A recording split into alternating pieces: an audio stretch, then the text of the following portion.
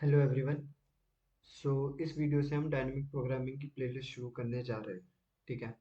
तो जो different questions dynamic programming topic से रिलेटेड है उसको हम डिस्कस करेंगे इस प्लेलिस्ट में। ठीक है। सबसे पहले जानते हैं बेसिकली डायनेमिक प्रोग्रामिंग होती क्या है। ठीक है।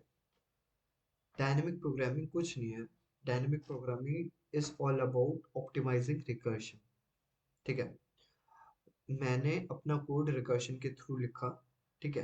रिकर्शन करने की वजह से मेरी टाइम कॉम्प्लेक्सिटी अगर ज़्यादा आ रही है उसको मैं ऑप्टिमाइज करके डायनेमिक प्रोग्रामिंग के थ्रू उसकी टाइम कॉम्प्लेक्सिटी रिड्यूस करता हूँ। बस इतनी सी चीज़ है। ठीक है।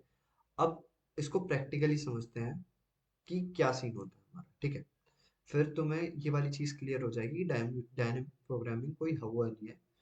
It is basically an optimization of recursion. ठीक है। सिर्फ रिकर्शन को ऑप्टिमाइज करना है, ये डायनेमिक प्रोग्रामिंग है। ठीक है। अब चलते हैं एक बार चीज़ों को देखते हैं। तो लेट सपोज हम बेसिक फंक्शन ले लेते हैं। बेसिक एक प्रोग्राम ले लेते हैं फिबोनाची नंबर का। ठीक है। Fibonacci numbers basically these are the numbers जो कि पिछले दो नंबर्स को मिलके फॉर्म होता है। इनिशियली जो फर्स्ट फिबोनाची नंबर वो जीरो रहता है, जो सेकंड फिबोनाची नंबर वो वन रहता है। और फिर हम क्या करते हैं, इन दोनों को ऐड करके नेक्स्ट फिबोनाची नंबर बनाते हैं। पिछले दो जो वन और वन को ऐड करके फिर हम नेक्स्ट नंबर बनाते हैं। फिर पिछले दो नंबर्स को ऐड करके हम अगला नंबर बनाते हैं। This process continues until we want. ठीक है। कि हमें 50th फिबोनाची नंबर चाहिए तो हम 49th फिबोनाची नंबर और 50th फिबोनाची नंबर को ऐड करके 51th फिबोनाची नंबर बनाएंगे। ठीक है। अब हम इसका रिकर्सिव कोड देखते हैं। ठीक है। हमने क्या बताया था, रिकर्सिव कोड लिखना इसका बहुत इजी है। अगर तुम डायनेमिक प्रोग्रामिंग पढ़ने आए हो तो डेट पर्टिकुलरली मीन्स कि तुम्हें रिकर्शन आता होगा। ठीक है। The first requirement for dynamic programming is तुम्हें रिकर्शन कोड लिखना आता हो, रिकर्सिव कोड लिखना आता हो। और तुम रिकर्सिव कोड लिख पा रहे हो तभी तो उसे ऑप्टिमाइज कर पाओगे। ठीक है। फर्स्ट चीज ये है। अब मैं फिबोनाची नंबर का प्रोग्राम दिखाता हूँ तुम्हें। तो फिबोनाची नंबर का प्रोग्राम बहुत इजी है कि तुम्हें जो दो दो पिछले फिबोनाची नंबर है, अगर मैं nth फिबोनाची नंबर फाइंड करने की कोशिश में हूँ तो मुझे पिछले दो फिबोनाची नंबर ला के दे दो, ये मेरे रिकर्सिव फंक्शन से आ जाएंगे। और जो मेरा बेस केस है, बेस केस पर्टिकुलरली मीन्स जो मेरी टर्मिनेटिंग कंडीशन है वो क्या है कि अगर मेरा n जीरो होगा तो जीरो फिबोनाची नंबर मेरा जीरो है। और n अगर मेरा वन होगा तो मैं वन रिटर्न कर दूंगा। पहले दो फिबोनाची नंबर मुझे पता है। ठीक है। अब इसका मैंने रिकर्सिव कोड लिखा। एक सेकंड मैं इसको मिटा देता हूँ। इसका मैंने रिकर्सिव कोड लिखा है यहाँ पे। ठीक है। n इक्वल्स टू जीरो पे जीरो रिटर्न कर दिया, n इक्वल्स टू वन पे वन रिटर्न कर दिया, और बाकी अगर केस होगा तो मैं रिटर्न कर दूंगा पिछले दो। ठीक है। अब इसका रिकर्सिव ट्री देखते हैं, उससे बहुत इंडिकेशन होगा। ठीक है। मुझे चाहिए कि मुझे सिक्स्थ फिबोनाची नंबर चाहिए। ठीक है। सिक्स्थ फिबोनाची नंबर चाहिए। तो क्या सीन होगा मेरा, सॉरी, क्या सीन होगा मेरा, तो लास्ट टू ऐड करके तो मेरा सिक्स्थ बनेगा। तो लास्ट टू क्या होंगे, फाइव और फोर। अब रिकर्सिवली चल रहे हैं तो पहले एक फंक्शन पूरा एग्जीक्यूट होगा, तभी हम नेक्स्ट फंक्शन के एग्जीक्यूशन की तरफ मूव कर सकते हैं। तो नेक्स्ट फिर फिबो ऑफ फाइव कॉल होगा, that further called fibo four and fibo three. ये रिकर्शन है बेसिकली। डेप्थ फर्स्ट सर्च काम करता है। मतलब हम पहले एक फंक्शन प्रॉपरली एग्जीक्यूट होगा, उसका आउटपुट ऊपर जाएगा, तब फिबो फोर या फिबो थ्री एग्जीक्यूट होगा डेप्थ डेप्थ में जाके। तो फिर फोर फिबो फोर कॉल करेगा fibo three plus fibo two को। ठीक है। ये होल्ड पे रहेगा, फिबो थ्री फर्दर कॉल होगा, that further call fibo of two and fibo of one. ठीक है। Fibo of two further call होगा, that further call fibo of one and fibo of zero. ठीक है। डेप्थ में काम किया, बहुत आराम से चले हम। अब मुझे पता है जब मेरा n इक्वल्स टू वन है तो मुझे वन रिटर्न करना है। इजी। जब मेरा n इक्वल्स टू जीरो है, मुझे जीरो रिटर्न करना है, इजी। ठीक है। अब ठीक है, यहाँ पे मेरा वन आ गया फिबो ऑफ टू का आउटपुट। अब मैं फिबो ऑफ वन के एग्जीक्यूशन की तरफ जाऊंगा। मुझे पता है फिबो ऑफ वन मेरा बेस केस है, तो मैं वन रिटर्न करा दूंगा यहाँ से। ओके, तो one plus one, fibo of three में मेरा टू चला गया, क्योंकि वन तो फिबो ऑफ टू से आया और वन मेरा फिबो ऑफ वन से आया। ठीक है, फिबो ऑफ थ्री में टू चला गया। अब फिर से मुझसे बोला कि फिबो ऑफ टू एग्जीक्यूट कराओ। अब अगर मैं थोड़ा सा दिमाग लगाऊं, मैं कहूंगा कि भाई एक बात सुनियो यार, मैंने ये पहले एग्जीक्यूट कर चुका हूँ। मैं अगर रिकर्सिव ट्री की तरफ देखूं तो पहले एग्जीक्यूट कर चुका हूँ, अब मैं फिर से क्यों एग्जीक्यूट करूँ? मैं कहूंगा बात तो तेरी सही है, बट जैसे रिकर्शन मेरा वर्क करता है, तुझे दोबारा से इसको एग्जीक्यूट करना पड़ेगा। That means you have to further call fibo of one plus fibo of zero. अब मैं यहाँ पे एक चीज बोलूंगा कि भाई ठीक है, मुझे कॉल करना, मैं रिकर्शन ऐसे वर्क करता है, बट क्या मैं इसको कुछ करके ऑप्टिमाइज कर सकता हूँ? मैं क्या, रिकर्शन तो ऐसे ही वर्क करेगा मेरा, मैं इसको फर्दर डायनेमिक प्रोग्रामिंग से ऑप्टिमाइज कर सकता हूँ। अब मैं पूछूंगा डायनेमिक प्रोग्रामिंग क्या होती है? Dynamic programming is basically optimizing recursion.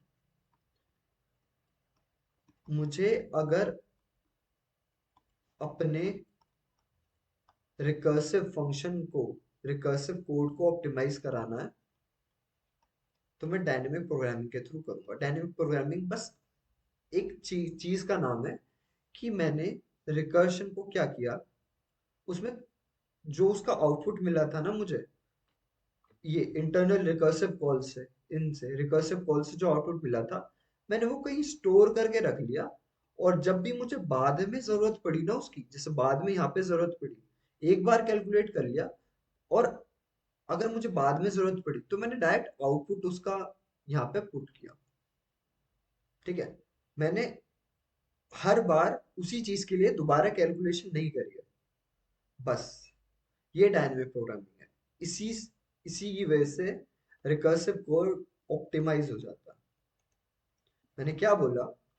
मैंने अगर फिबो ऑफ टू पहले ही कैलकुलेट कर लिया है, अब मैं फिर से कैलकुलेट करने का कोई सेंस नहीं बनता। अगर सेंस नहीं बनता तो मैं फिर से कैलकुलेट नहीं करूंगा। उसका आउटपुट मैं एक्स जगह स्टोर करके रख लूंगा। अभी मैं वो एक्सप्लेन करूंगा स्टोर कैसे करते हैं, बट मैंने कहा कि मैं उसको एक्स जगह स्टोर करके रख लूंगा। और जब मुझे जरूरत पड़ेगी, फिर से रिकर्सिव कॉल होगी फिबो ऑफ टू के लिए, तो मैं कहूंगा कि भाई मैंने पहले से कैलकुलेट करा हुआ है, तो तू डायरेक्ट आउटपुट ले यहाँ से, मेरे यहाँ से। ठीक है, सिंपल। अब कैसे करूंगा? मैंने क्या बोला, जो मेरा रिकर्सिव फंक्शन था उसे मैं नीचे ले आता हूँ एक बार।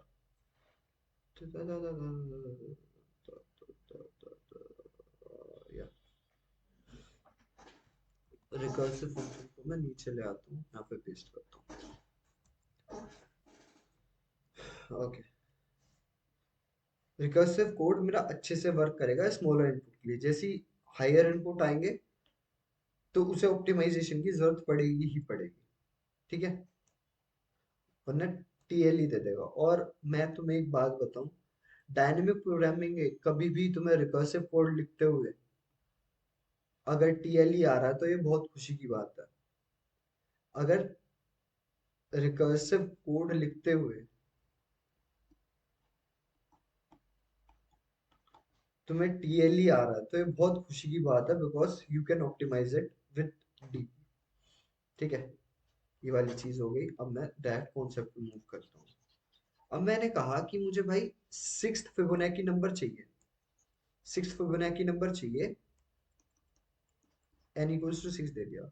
मैं क्या करूंगा, मैं एक सात साइज की एरे बना लूंगा। तुम पूछेगे सात साइज की क्यों बना रहा है तू? मैं क्या, एक सेकंड रुक बस, मेरे साथ कंटिन्यू रहे, मैं तुझे बता दूंगा। मैं क्या करूंगा, मैं सात साइज की एक एरे बना लूंगा। ठीक है भाई, मैंने सात साइज की तेरे कहने में बना ली। जीरो, वन, टू, तीन, चार, पाँच एंड छः। बिकॉज सात साइज की है तो इंडेक्स जीरो से सिक्स तक होंगे। अब मैं क्या कहूंगा कि जो भी तेरे रिकर्सिव फंक्शन जैसे फिबो ऑफ 2 का तेरा आंसर कैलकुलेट होके आया तो तू सेकंड इंडेक्स पे स्टोर कर देगा उसे। अच्छा, तो तू ये कह रहा है जो तेरी इंडेक्स है वो तेरी n वाली वैल्यू को स्टोर करेगी। दैट पर्टिकुलरली मीन्स तू ये कहना चाह रहा है अगर फिबो 4 होगा तो फोर्थ इंडेक्स पे स्टोर होगा। मैंने कहा हाँ। उसने कहा ठीक है, ठीक है। अब मैं इसको एक बार करके देखता हूँ। स्टोर कैसे करेंगे वो मेरे को नहीं पता अभी, मैं बता दूंगा। बट इनिशियली हम क्या सोचते हैं कि भाई ये मेरी एरे गिवन थी और इनिशियली ये -1 था। इनिशियली सब मैंने -1 कर दिए। -1 क्यों किए कि कभी मेरा फिबोनाची नंबर -1 नहीं हो सकता।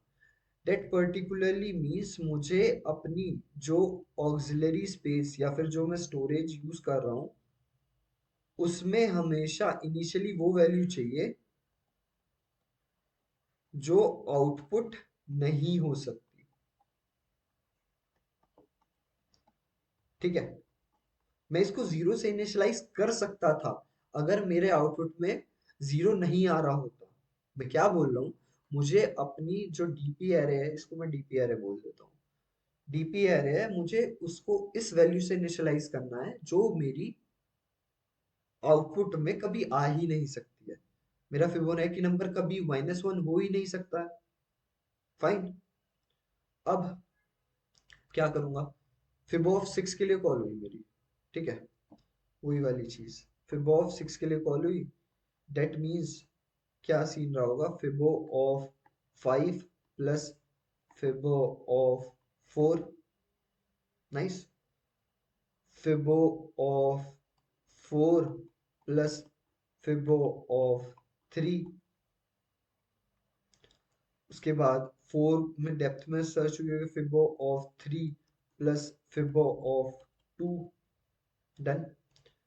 फिबो ऑफ 2 प्लस फिबो ऑफ 1। ठीक है, फिर डेप्थ में fibo of 1 plus fibo of 0। अब because these are my base cases तो 1 रिटर्न करेगा 1, 0 रिटर्न करेगा 0। ठीक है, अब मेरी 2 की वैल्यू क्या होगी, 2 की वैल्यू 1 हो गई। 2 की वैल्यू 1 हो गई तो जो मेरी ये एरे थी ना, जो मैंने डीपी एरे बनवाई हुई थी, मैं इसमें चेक करूंगा क्या इनिशियली -1 है इसमें। अगर इनिशियली -1 है डेट पर्टिकुलरली मीन्स कि ये पहले कैलकुलेट नहीं हुई है। डेट मीन्स पहली कैलकुलेशन तो बनती है, तो फिब ऑफ 2 1 हो गया। ठीक है, जब भी रिकर्सिव कॉल होगी जब ये बता देगा कि ये पहले कैलकुलेट नहीं हुई है। मैंने कहा ठीक है, फिब ऑफ 1 के लिए हुआ तो ये तो बेस केस है, 1 रिटर्न हो गया। ओके। फिब ऑफ 3 की वैल्यू इनिशियली -1 थी, यहाँ पे -1 थी ना। डेट पर्टिकुलरली नीचे पहले कभी कैलकुलेट ही नहीं हुआ तो ये 1 प्लस 1 2 से अपडेट हो गया थर्ड इंडेक्स पे। अब बिकॉज डेप्थ में सॉल्व करते हुए ये सारी चीज हमारी ये फंक्शंस हमारे वैल्यू रिटर्न कर चुके हैं तो फिब ऑफ 2 के लिए कॉल होगी। अब मैं फिब ऑफ 2 में चेक करूंगा कि भाई क्या -1 है। डेट मीन्स कि क्या पहले एग्जीक्यूट हुआ है या नहीं हुआ है। अगर ये -1 दिखाता डेट पर्टिकुलरली मीन्स कि ये पहले कभी एग्जीक्यूट हुआ ही नहीं है। अब अगर पहले एग्जीक्यूट नहीं हुआ है तो मैं एग्जीक्यूशन फिर से कराता जैसे मैंने नीचे यहाँ पे कराया हुआ था। अब यहाँ पे -1 नहीं है, डेट मीन्स कि पहले एग्जीक्यूट हो चुका है।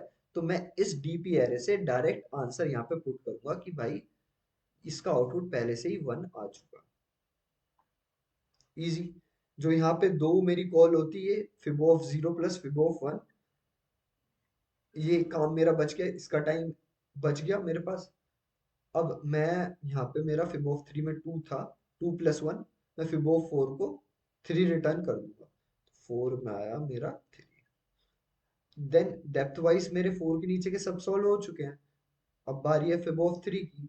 मैं फिर से देखूंगा कि क्या मेरा फिबो ऑफ 3 -1 है, क्या मेरे पहले एग्जीक्यूट नहीं हुआ। भाई मैं कहूंगा यार 2 यहाँ पे पड़ा हुआ है, डेट मीन्स कि ये पहले एग्जीक्यूट हो चुका है। पहले एग्जीक्यूट हो चुका है तो मैं क्यों एग्जीक्यूट करूँ। तो मैं डायरेक्ट आउटपुट यहाँ पे लिखूंगा 2। तो फिर मेरा ये वाली, ये जो 4 रिकर्सिव कॉल फिब ऑफ 3 के अंडर होती ना, ये बच गई। तो अभी तक मेरी कितनी बच गई? 2 प्लस 4, 6 रिकर्सिव कॉल्स मेरी बच गई। मैं वैसे कैलकुलेट कर रहा हूँ, ठीक है। अब फिबो 4 प्लस फिबो ऑफ 3 कितना आया? 3 प्लस 2 5। तो फिबो ऑफ 5 कितना हो गया? 5। ठीक है। अब फिबो ऑफ 4 फिर से कैलकुलेट होगा। फिबो ऑफ 4, मैं यहाँ पे चेक करूंगा कि भाई फिबो ऑफ 4, 5 की वैल्यू तो अपडेट कर दूं, 5 की वैल्यू 5 थी। फिबो ऑफ 4 मैंने देखा कि ये तो -1 नहीं है। डेट पर्टिकुलरली मीन्स कि ये पहले एग्जीक्यूट हो चुका है। अब एग्जीक्यूट हो चुका है तो मैं डायरेक्ट पुट करूंगा, तो 3, 3 पुट करा तो 5 प्लस 3 6 की वैल्यू आ गई मेरे पास 8। 6 की वैल्यू आ गई मेरे पास 8। मैं इस एरर में पुट करूंगा क्योंकि मुझे 6 की चाहिए थी, तो मैं इसका आंसर 8 रिटर्न कर दूंगा। ठीक है। ऐसे मेरी डीपी वर्क करती है। अब तुम्हें पता चला, देखो, एक मतलब 2 रिकर्सिव कॉल यहाँ बच गई, 4 रिकर्सिव कॉल यहाँ बच गई, और जब 4 से मैं रिकर्सिव कॉल करता तो 1 2 3 4 5 6, 6 रिकर्सिव कॉल यहाँ बच गई। डेट मीन्स मेरी 12 रिकर्सिव कॉल्स बच गई। 12। भाई बहुत इम्पैक्ट आता है टाइम कॉम्प्लेक्सिटी पे। ठीक है। अगर मैं टाइम कॉम्प्लेक्सिटी कंपेयर करूं, ठीक है, टाइम कॉम्प्लेक्सिटी कंपेयर करूं, तो इस केस में मेरी टाइम कॉम्प्लेक्सिटी पता है कितनी? सिर्फ रिकर्सिव फंक्शन में मेरी टाइम कॉम्प्लेक्सिटी कितनी लगती है? 2 raise to power n। Because मेरी 2 रिकर्सिव कॉल हो रही है up to the power n, और मेरी स्पेस कॉम्प्लेक्सिटी कितनी लगती? जो कि मेरी रिकर्सिव स्टैक स्पेस होती सिर्फ, अगर मैं उसको कंसिडर करता हूँ तो मेरी n होती मेरी रिकर्सिव स्टैक स्पेस। स्पेसिफाई कर देता हूँ मैं, रिकर्सिव स्टैक स्पेस, RSS। अब मैं तुम्हें इसका कोड लिख के दिखाता हूँ, ठीक है, इसका कोड लिख के दिखाता हूँ क्या चेंजेस आएंगे। पहले मैं रिकर्सिव कोड को भी ना साइड में रख लेता हूँ। मैंने कॉपी तो कर रखा है ना, हाँ, साइड में रख लेता हूँ ताकि चेंजेस पता चले साइड साइड में। इसको थोड़ा साइड करो, इसको इधर करो, इधर थोड़ा तो इधर हो, साइड में। ये मेरा रिकर्सिव कोड है। अब मैं ऑप्टिमाइज कोड डीपी वाला साइड में रखूंगा, ठीक है, रिकर्सिव।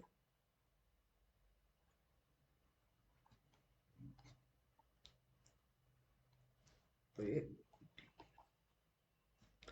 कुछ चेंज नहीं होगा, बस मैं एक array, basically C plus plus में एरे हम वेक्टर के थ्रू बनाते हैं, मैंने डीपी नाम से बना ली वो। ओके, डीपी, उसका साइज कितना रहेगा मेरा? n+1। इनिशियली -1 से इनिशियलाइज कर दिया। -1 से क्यों किया ये मैं स्पेसिफाई कर चुका हूँ, ठीक है। अब वही फंक्शन मेरा इंट फिबो ऑफ n, अगर मैं किसी दूसरे फंक्शन से पास कर रहा हूँ तो मैं फंक्शन में पास कर दूंगा, अदरवाइज अगर मैं ग्लोबली भी डिक्लेयर करूँ तो कोई नहीं, ग्लोबली डिक्लेयर नहीं कर सकता, मुझे फंक्शन में ही पास करना पड़ेगा। ये दूसरे फंक्शन से पास हो रहा है, ठीक है। मैं एक फंक्शन बना लेता हूँ जिसमें मेरे पास क्या आ रखा होगा, एक सेकेंड बस। लेट सपोज एक मेरा सॉल्व फंक्शन है जहां से मेरा फिब ऑफ n कॉल हो रहा है। इन सॉल्व, जब मेरा n आ रहा होगा, मैं क्या करूंगा, एक एरे डिक्लेयर करूंगा जिसका साइज कितना रहेगा, मेरे n से एक ज्यादा, उसको इस वैल्यू से इनिशियलाइज करूंगा जो कि मेरे आउटपुट में नहीं आ सकती। फिर मैं कॉल करूंगा अपने फिबो फंक्शन को n के साथ, बट इस टाइम मैं डीपी भी पास करूँ, ठीक है।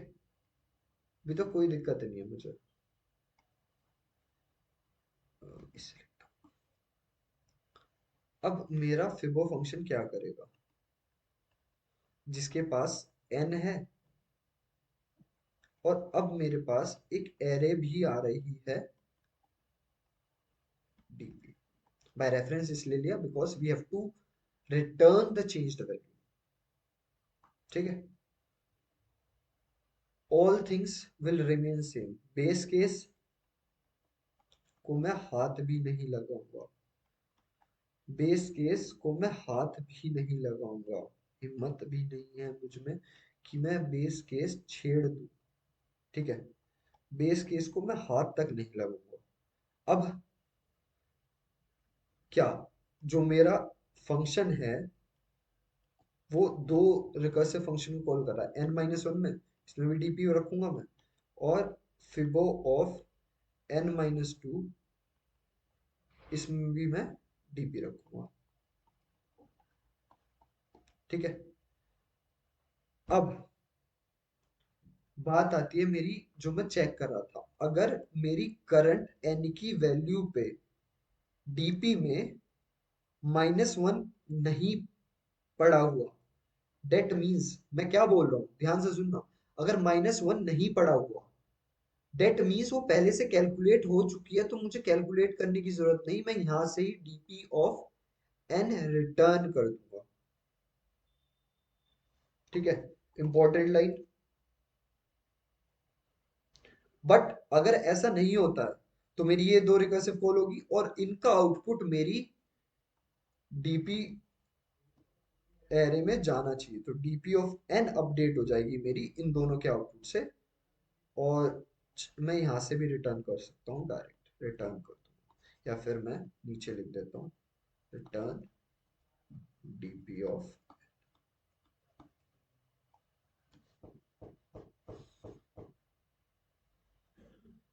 क्या चेंजेस किए, दो लाइन। अगर मेरा आउटपुट पहले कैलकुलेट हो रखा है, that means DP of N not equals to -1 है, तो मैं रिटर्न कर दूंगा डीपी ऑफ एन। अगर ऐसा नहीं है तो डीपी ऑफ एन में मेरी जो दो रिकर्सिव फंक्शंस मेरे कॉल होंगे उनकी वैल्यू जाएगी और बाद में मैं उसे रिटर्न कर दूंगा। इसमें मेरी टाइम कॉम्प्लेक्सिटी कितनी जा रही थी, 2 raised to power n। ठीक है, और स्पेस कॉम्प्लेक्सिटी कितनी जा रही थी, order of n for recursive stack space.